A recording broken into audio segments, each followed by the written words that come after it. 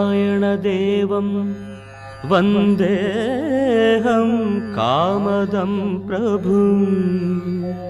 లీలయా వితతం విశ్వం యేన తస్మై నమో నమః ఇతి ప్రార్థనా.